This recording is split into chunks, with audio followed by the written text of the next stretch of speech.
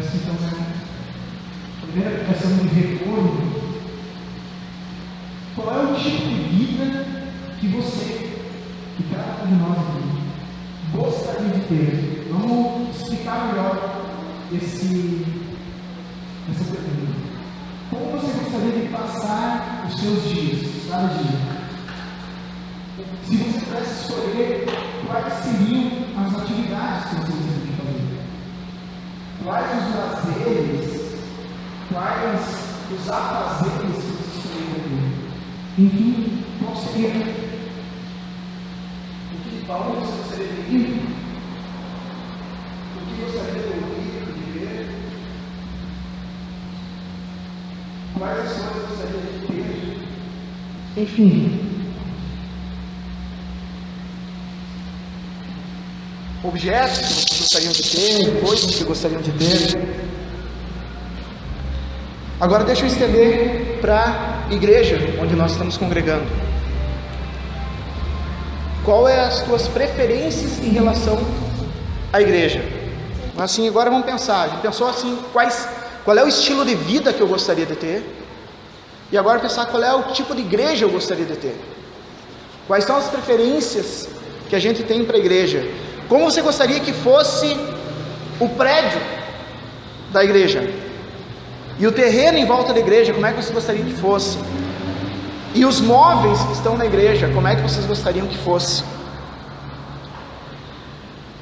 Que canções você gostaria que fossem cantadas aqui dentro? Com que equipamento você gostaria que tivesse? Quais equipamentos que você gostaria que tivesse aqui dentro? Quais equipamentos que vocês gostariam de tirar daqui de dentro? Que tipo de liturgia vocês gostariam que fosse? Fosse uma liturgia pentecostal? Fosse uma liturgia avivada? Fosse uma liturgia tradicional? Fosse uma liturgia liberal aqui no culto? Que tipo de liturgia vocês gostariam?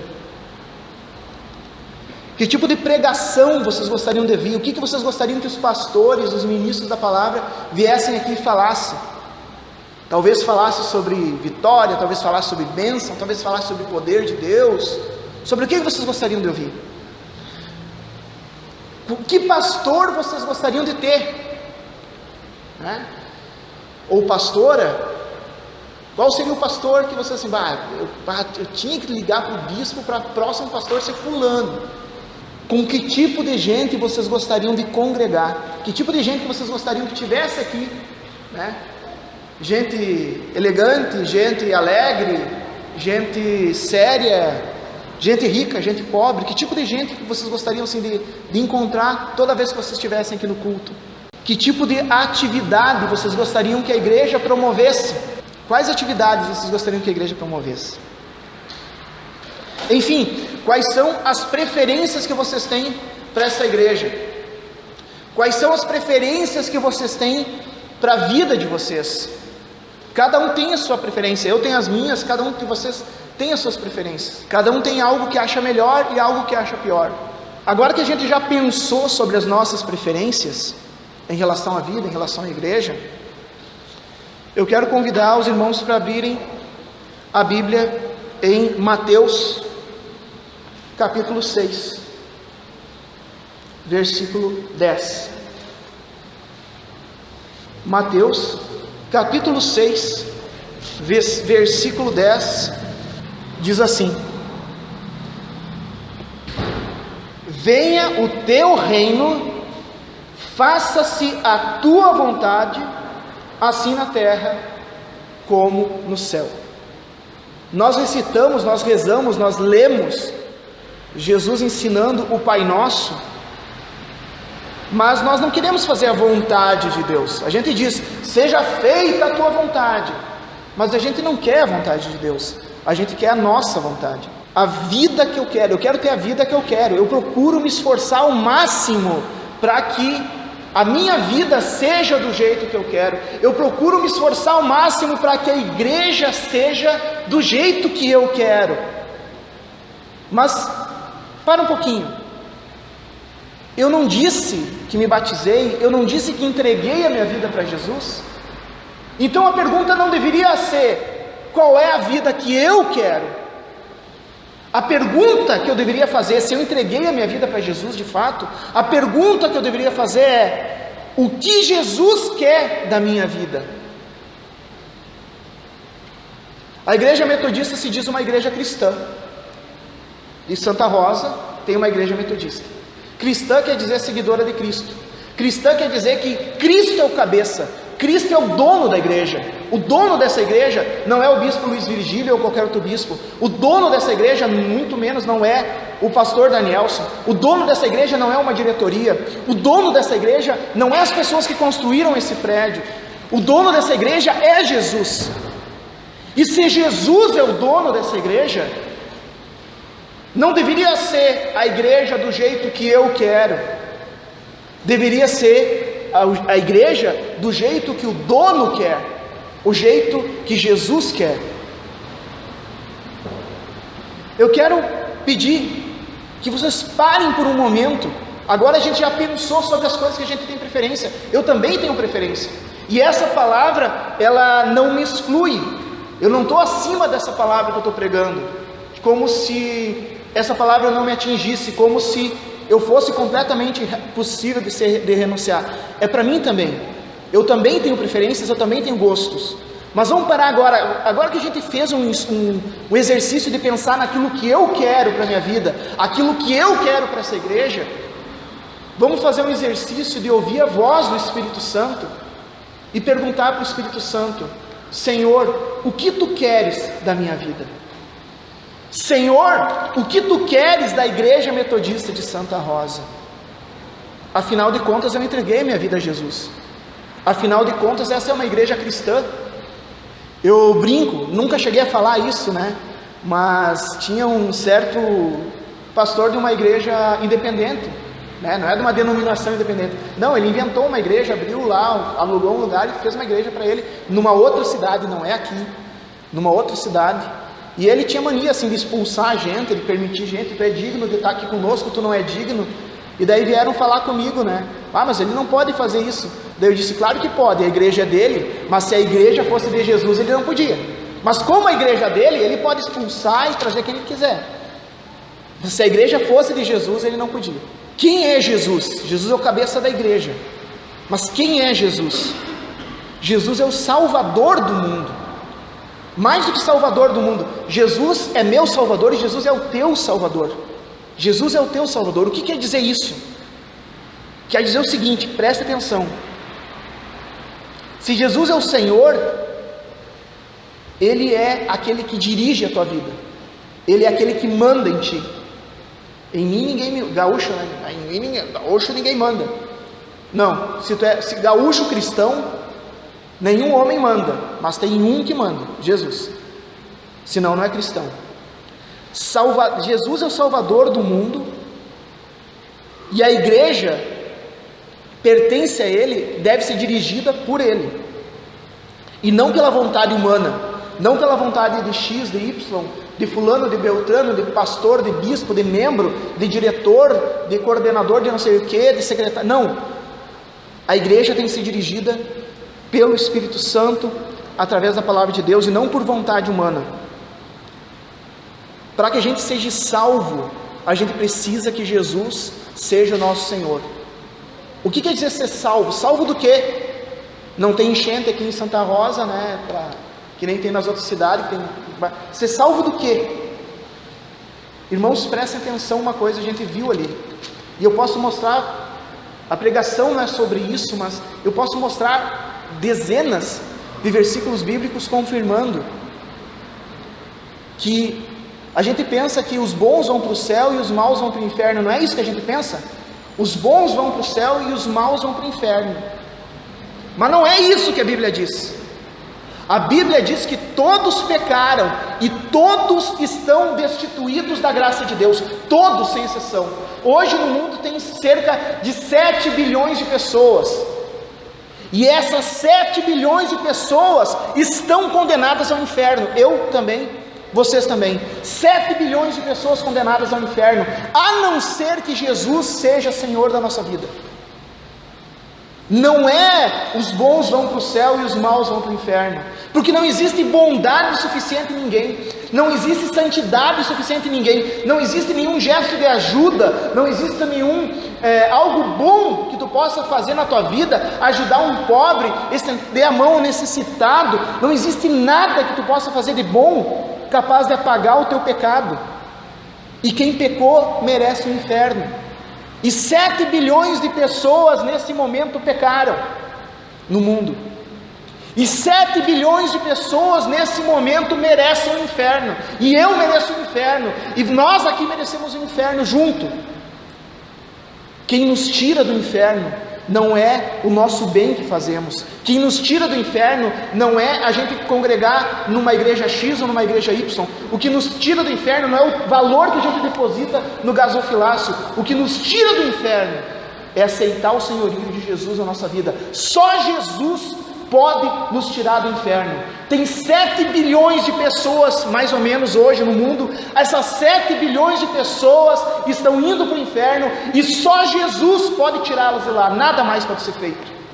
Então, colocar Jesus como Senhor da nossa vida não é só um ato de religiosidade, mas é um ato de necessidade, porque o tempo que nós vivemos aqui é quanto? 80 anos? 90 anos? 100 anos, 110 anos, 116 anos, o homem mais velho do mundo. Vamos colocar mais 4 anos, 120. Vamos colocar mais 10 anos, 130. Quantos anos a gente pode viver aqui? Só que depois dessa vida, há a eternidade. Passa 100 mil anos, passa 1 milhão de anos, passa 300 milhões de anos, infinitamente, e a vida continua. E essa decisão a gente toma hoje, agora nessa vida. Não é depois da morte que a gente decide o que vamos fazer, é nessa vida que a gente vai decidir o que a gente vai passar na nossa eternidade. A gente pode passar a nossa eternidade toda em tormento longe de Deus, ou a gente pode passar a nossa eternidade toda em alegria e paz junto com Deus, mas essa decisão é nossa. 7 bilhões de pessoas mais ou menos no mundo, todas condenadas ao inferno, junto comigo e junto com vocês, exceto que Jesus nos resgate.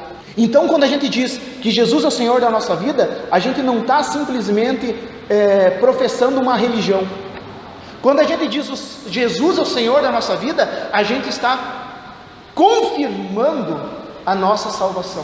Não sou eu que mando em mim, não é a minha vontade que manda em mim. Eu tenho vontade sim. Estava falando, hoje de manhã, logo no início do culto, chuvinha, domingo de manhã, que coisa boa de ficar dormindo. Eu também tenho vontade de ficar dormindo. Dia 31 de janeiro, eu era para voltar para o culto, para voltar para a igreja amanhã, segunda-feira era para assumir a igreja de volta, vim uma semana antes.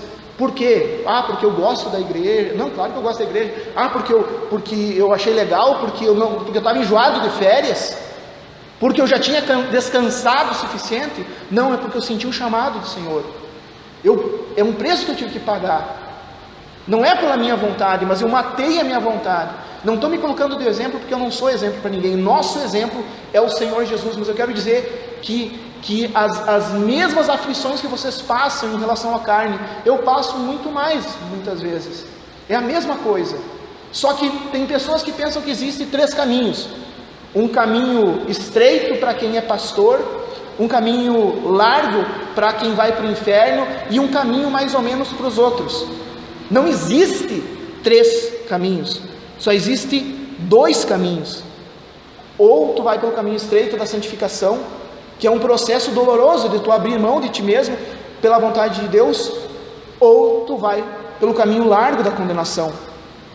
Jesus é o Senhor da igreja. A gente canta assim: a minha vida é do Mestre. A gente canta isso, mas a gente não deixa que o nosso Mestre dirija a nossa vida. Em vez de a gente servir a Deus, a gente quer que Deus nos sirva. Senhor, eu quero vitória. Senhor, eu quero bênção. Deus vai me abençoar. A gente quer que Deus seja um gênio da lâmpada, que não realize só 3 desejos, mas realize quantos desejos a gente quiser. Às vezes a gente querer que a vontade de Deus seja feita na nossa vida, nós queremos que Deus faça a nossa vontade. E a Bíblia é bem clara e diz que com isso nós deixamos de ser filhos de Deus. Quando a gente age dessa maneira, e quando eu ajo dessa maneira, eu não estou fora disso. Quando eu ajo dessa maneira, quando tu ages dessa maneira, quando o restante dos 7 bilhões de pessoas agem dessa maneira, elas deixam de ser filhos de Deus. Filho de Deus não é quem tem o nome escrito num hall de membros. Filho de Deus é quem faz a vontade do Pai. Filho de Deus, herdeiro do reino dos céus, irmão de Jesus Cristo, é aquele que faz a vontade de Deus. Quando a gente deixa de fazer a vontade de Deus, quando eu, Danielson, deixo de fazer a vontade de Deus, eu deixo de ser filho, eu deixo de ser irmão de Jesus, eu deixo de ser herdeiro do reino dos céus. Mateus capítulo 12, se alguém quiser abrir, Mateus capítulo 12, versículo 50, Jesus dizendo isso, não é o Danielson dizendo, é Jesus dizendo: porque qualquer que fizer a vontade de meu Pai celeste, esse é meu irmão, irmã e mãe. Ser filho de Deus, ser irmão de Jesus, ser herdeiro do reino dos céus, é fazer a vontade de Deus e não a nossa. Jesus nos deu o exemplo, ele mesmo abriu mão da condição divina, ele vivia na glória com o Pai, mas ele abriu mão disso, e várias vezes ele falou isso, até quando ele estava no Getsemane, ele disse: Senhor, Pai, se for possível, faça de mim esse cálice. Ele não queria sofrer, não era vontade dele sofrer, não era, mas ele abriu mão. Mais do que isso, mais do que só ser crucificado, ser açoitado, ser cuspido, ser julgado, ser apontado inutilmente, ele foi condenado sendo injustamente. Mas mais do que isso, antes disso, ele vivia na glória do Pai, junto com o Todo-Poderoso. Ele se colocou que nem o como é que é? Heitor? Não, isso. Que nem o Heitor, está apertado dentro de uma barriga. Ele ficou 9 meses apertado. Ele que vivia no céu, em luz inacessível, ele ficou 9 meses apertado numa barriga. Depois ele aprendeu a comer, aprendeu a caminhar, aprendeu a falar, sentiu fome, sentiu frio, sentiu sede, sentiu medo, que nem nós. Ele, o Todo-Poderoso, o Criador do céu e da terra, não era a vontade dele. Em João capítulo 5, versículo 30, Jesus vai dizer: eu não vim fazer a minha vontade, mas vim fazer a vontade daquele que me enviou. Mas daí a gente fica pensando: tá, mas então é tão pesado isso? Eu não sou Jesus para aguentar tudo isso. Realmente nós não somos. Os discípulos também pensaram nisso. Poxa, mas que pregação difícil, Jesus. Tu está falando que a gente tem que renunciar, tu está falando que a gente tem que abrir mão das coisas.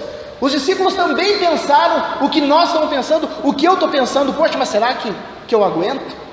Vamos abrir juntos aqui em Mateus capítulo 19 e ver Jesus, os discípulos, tendo a mesma reação que nós temos quando a gente ouve essa palavra. Poxa, mas será que eu aguento? Será que vale a pena? Mateus capítulo 19, versículo 27 em diante. Então, ele estava pregando sobre isso, sobre renunciar, sobre abrir mão de si mesmo. E então Pedro falou: eis que nós tudo deixamos e te seguimos, que será pois de nós? Jesus lhe respondeu: em verdade vos digo que vós, os que me seguistes, quando na regeneração o Filho do Homem se assentará no trono de sua glória, também vos assentarei em 12 tronos, para julgar as 12 tribos de Israel. E todo aquele que tiver deixado casas, que nem a gente deixou hoje de manhã, tá tão bom de ouvir, né? Um chuvinho, tá? A gente deixou nossa casa, deixamos nossos irmãos, deixamos os nossos pais ou mães ou mulher, deixamos os nossos filhos para, ou campos, no caso o trabalho, deixamos de trabalhar um pouco, para que a gente venha servir o nome, por meu nome, receberá muitas vezes mais e herdará a vida eterna. O que Jesus está dizendo? Jesus está dizendo que para aqueles que seguem Ele, tem bênção aqui sim, não é só o céu sim, e a vida eterna, a vida eterna é a principal recompensa. Não adianta nada a gente ganhar o mundo todo e perder a nossa vida eterna, mas nós não temos só a vida eterna, Deus tem mesmo bênção para nós aqui, Deus tem prosperidade para nós aqui, Deus tem paz, Deus tem amor, Deus tem bênção para a nossa vida.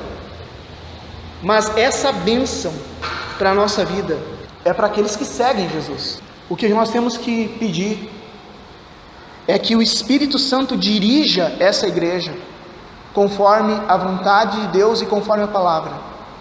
O que nós temos que pedir é Deus nos dê essa graça de nós renunciarmos à nossa vontade. A gente é muito soberbo e muito arrogante e muito presunçoso, porque a gente acha que o que a gente quer para a nossa vida é melhor do que Deus quer. Olha só que presunção, que bobagem, como a gente é tolo em pensar assim. Ah não, eu não vou, Deus está dizendo para mim fazer tal coisa que Ele vai me abençoar. Não, mas essa bênção não vai ser boa não, é melhor eu fazer o que eu pensei. Gente, é lógico que Deus é todo poderoso, e a vontade de Deus, diz em Romanos 12:2, a vontade de Deus é boa, agradável e perfeita. O que Deus quer para a nossa vida é bom, o que Deus quer para a nossa vida é agradável, o que Deus quer para a nossa vida é perfeito. Mas a gente é tão tolo, e o Daniel só é o primeiro. Nós somos tão tolo que a gente prefere a nossa vontade. Daí a gente bate de cara no chão e ainda culpa a Deus. Mas Deus, por que eu passei por isso? Mas Deus está dizendo, segue por aqui, tira isso da tua vida. Mas daí eu mantenho. Segue por esse caminho. Não, eu vou pelo caminho que eu quiser. Nós quebrou a marcha do nosso carro, e nós estávamos voltando de Guarani, e ficamos parados, e tivemos que chamar um socorro. E daí o mecânico veio, ele ajeitou ali e disse assim, só que tu vai ter que ir para casa em primeira e não vai poder fazer nenhuma outra mudança, porque está quebrada a pecinha. Se tu fizer qualquer outra mudança, tu quebra a pecinha. Eu podia ter pensado, o carro, o que ele está pensando? Pensa que manda em mim? O carro é meu, eu faço quantas mudanças eu quiser. Se eu quiser, faço até uma cesta que não tem. Mas daí teria quebrado o carro e eu teria ficado na rua. Gente, Deus não deixa de ser Deus porque a gente desobedece. Deus não perde nada porque Ele é todo poderoso, Ele tem tudo, não falta nada para Deus. Quando Ele nos chama, quando Ele nos dá uma direção, não é para o bem de Deus, porque Deus já é todo poderoso. Quando Ele nos dá uma direção, é para o nosso bem. O mecânico diz, não faça outra marcha. Que sufoco, né? E lá do pórtico da Xuxa até ir em casa em primeira. Foi um sufoco, mas garantiu que a caixa não quebrasse. Tá aí o carro consertadinho, uma benção. Mas se eu fosse arrogante e dissesse assim, o carro é meu, eu faço quantas marchas eu quiser, a gente acha bobo isso, né? Mas Deus fala isso, filho, tira isso da tua vida, para com essa prática, filha, muda o teu caminho. E a gente diz, a vida é minha, eu faço o que eu bem entender. Mas quem se estressa somos nós. A igreja deve fazer, e a gente deve viver, buscar viver o que Jesus ensinou que nós vivêssemos. Se essa igreja aqui de fato é de Jesus, não será de acordo com a minha vontade ou com a tua vontade, vai ser com a vontade do dono, vai ser de acordo com o que a palavra diz que a igreja deve ser, vai ter as atividades que a Bíblia diz que a igreja deve ter, vai funcionar do jeito que a Bíblia diz que deve funcionar, e não do jeito que eu acho, ou do jeito que tu acha, ou do jeito que sei lá quem acha. Se a minha vida pertence a Jesus, não vai ser de acordo com o que eu penso, a minha vontade, vai ser de acordo com a vontade de Jesus, porque Jesus sabe o que é bom para mim. Se eu sirvo a Deus, é eu que vou servir a Deus, é eu que vou contribuir com a obra de Deus, é eu que vou contribuir, porque assim, Deus chama todo mundo, não existe no reino de Deus, não existe membro de banco, isso não existe, cada um tem um chamado. Alguns são chamados para ministrar louvor, para ministrar a palavra, alguns são chamados para cuidar da manutenção do templo, mas todos são chamados. Tu é chamado para contribuir com o dízimo, com oferta, tu é chamado para convidar pessoas para virem para a igreja, tu é chamado para dar teu testemunho diante dos outros. Não é todo mundo que prega com o microfone na mão para uma multidão, mas todos nós pregamos com o nosso testemunho, todos nós podemos dizer para o nosso cliente, olha, Jesus mudou minha vida. Nós é que servimos a Deus, e não é Deus que nos serve. Mas como Deus é bom, Ele nos trata como filhos. Como Deus é bom, Ele nos abençoa. Ele que é bom, não é nós que merecemos. Eu mereço. Não, nós não merecemos nada. Nem o ar que nós respiramos nós merecemos, foi Deus que deu. E não cobra por isso. Mas nós temos que servir a Deus. Ou a gente escolhe quem a gente quer servir. No Antigo Testamento, no tempo do Antigo Testamento, quando o líder do povo de Deus da época, chamado Josué, esse líder, o povo estava se desviando, não todos, mas grande parte do povo estava se desviando. Cada um queria fazer conforme quisesse, cada um queria que a congregação agisse do seu jeito, cada um queria seguir até outros deuses, seguir outros costumes, queriam fazer coisas que estavam fora da palavra de Deus. E Josué não obrigou ninguém, porque não é função do líder obrigar, não é função do líder dizer como pegar e te obrigar a fazer, não, se tu não fizer isso, tu não vai ganhar aquilo. Não é função do líder. A função do líder é orientar, e Josué orientou: voltem para Deus, busquem a Deus, mudem as suas atitudes. Hoje, meus irmãos que estão aqui, e vale para mim também, a minha orientação é a mesma. Eu não sou dono da vida de ninguém, e nenhum pastor do planeta é dono da vida de ninguém. Não cabe o pastor mandar em ninguém, e não estou mandando aqui, mas eu seria negligente se eu não orientasse. Abram mão da sua vontade, abram mão do seu jeito de ser, busquem o que Deus quer para a sua vida, ouçam o chamado de Deus, ouçam o que Deus quer, abra mão do que tu quer. Tu pensa que o que tu quer é bom, mas o que Deus quer para a tua vida é melhor. Abra mão da tua vida. Jesus diz assim: aquele que quer vir após mim, negue-se a si mesmo. Aquele que quer me seguir, que quer vir após mim, Jesus vai voltar e vai levar a igreja para o céu. Ele vai vir, Jesus está descendo, chega aqui e vai chamar: vem, e ele vai subir de novo, e a igreja vai seguir atrás dele. Ele disse: se alguém quer vir após mim, se alguém quer me seguir para o céu junto, negue-se a si mesmo, renuncie a si mesmo, renuncie seu jeito de pensar, renuncie seu jeito, e deixe que Deus opere na sua vida. Isso é servir a Deus, isso é ser cristão. O ano de 2016 está no início, nós temos 11 meses pela frente, mas a gente pode escolher o que vai ser da nossa vida a partir de agora. Eu quero convidar os irmãos para abrirem lá no Antigo Testamento, o 6º livro da Bíblia, Gênesis, Êxodo, Levítico, Números, Deuteronômio e Josué. Josué capítulo 24, versículo 15. Josué tinha acabado de fazer uma mensagem parecida, não é igual, parecida com a que eu estou falando agora. E daí ele terminou dizendo assim: olha, ele não está mandando ninguém, olha, aquele que não fizer o que eu estou mandando, eu vou mandar castigo, vou mandar fogo. Ele não disse isso, Deus não faz isso, e nem um pastor deve fazer isso.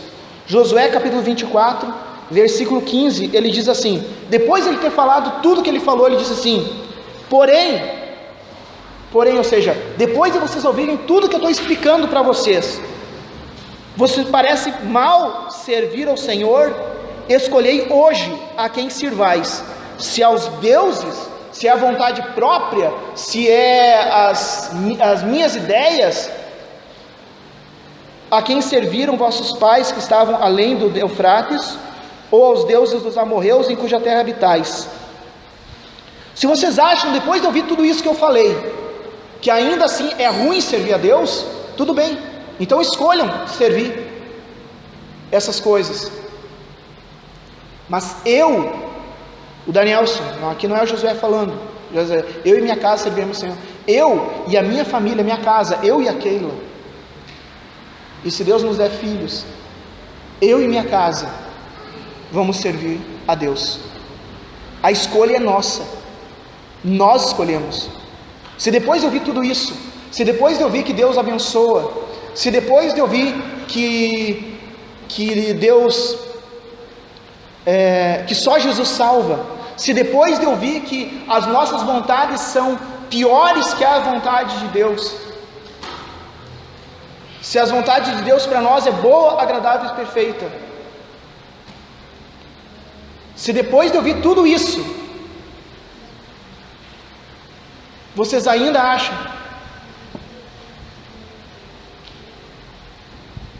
que é melhor servir a própria carne? Se depois de ouvir todas essas coisas, ainda assim, façam uma escolha agora.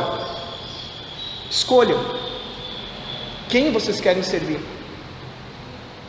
Eu já fiz a minha escolha. Eu tenho a mesma dificuldade, eu não sou diferente de vocês. Eu tenho a mesma preguiça de levantar de manhã. Eu tenho o mesmo enfado às vezes de vir abrir essa igreja. Mas eu já fiz a minha escolha. Eu vou mandar a minha preguiça calar a boca. Eu vou mandar, sim, eu vou mandar o meu enfado ficar quieto. Eu vou mandar a minha vontade se aquietar e vou procurar fazer a vontade de Deus. Eu sei que eventualmente, e Deus sabe mais do que eu vou cair. Vai ter momentos em que eu vou levar a minha vontade, mas eu vou lembrar desse pacto que eu estou fazendo nessa manhã de domingo. E eu vou pedir perdão, Senhor, eu quebrei o pacto contigo, me aceita de volta e vou voltar de volta. Eu não sei o que vocês querem seguir. Eu não sei o que vocês querem para a vida de vocês. Mas eu decidi, eu e a minha casa vou servir a Deus. Eu e a minha casa. Eu e a minha família vou servir a Deus. Vocês escolhem. E eu digo, talvez hoje eu seja pastor, talvez amanhã eu não seja mais pastor aqui em Santa Rosa. Nós estamos sujeitos à itinerância, mas uma coisa eu garanto para vocês. Uma coisa eu garanto para vocês.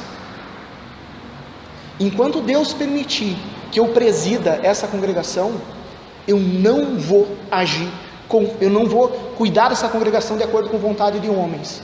Porque essa igreja não pertence a mim, essa igreja não pertence a vocês, essa igreja não pertence a Bispo Luiz Virgílio nem a ninguém. Essa igreja pertence a Jesus. Enquanto Deus me der a oportunidade de presidir essa congregação, meus irmãos, esse compromisso eu lanço. Eu não vou ouvir a voz de homens, vou ouvir a voz da Bíblia. Se vier algum irmão dar alguma sugestão, pastor, a gente podia fazer isso. Opa irmão, deixa eu ver. Vamos ver. Eu vou conferir na Bíblia se essa sugestão está de acordo com a palavra. Se tiver de acordo com a palavra, eu aplico. Se não tiver de acordo com a palavra, não adianta vir pedir. Não adianta vir pedir. Eu vou dizer não. Essa é a decisão que eu tomo. Eu e minha casa serviremos a Deus. E é bom que seja o primeiro culto que eu estou presidindo em 2016. Dá tempo de vocês pedirem para trocar de pastor. Né? Mas eu e minha casa serviremos a Deus. Eu quero convidar aqueles que querem servir a Deus comigo. Eu quero convidar aqueles que querem fazer dessa igreja não o que eu quero, ou o que fulano quer, ou a sua própria vontade, mas quer fazer dessa igreja o que Jesus, que é o dono da igreja, quer. Eu quero convidar essas pessoas que querem consagrar a sua vida a Jesus, e querem consagrar essa congregação e essa igreja à vontade de Deus e não à própria vontade. Eu quero convidar a essas pessoas a ficarem de pé e a orar comigo nesse momento. No lugar mesmo, só ficar de pé, porque Deus diz, dispõe-te, fica de pé e eu falarei contigo. Então aquelas pessoas que querem fazer esse compromisso, coloquem a mão no coração para dizer, para que todos vejam, que os anjos vejam e que os demônios vejam, e principalmente que o nosso Pai veja que eu estou tendo um compromisso com Ele. E repitam comigo essa oração: Senhor, eu sei que eu tenho falhado, que eu tenho andado conforme a minha vontade, e tenho desejado para essa igreja coisas da minha vontade, mas em resposta à palavra, Senhor, nesse momento, eu renuncio à minha vontade, e quero que a Tua vontade se cumpra na minha vida e nessa igreja. Eu e a minha casa serviremos a Ti, em nome de Jesus.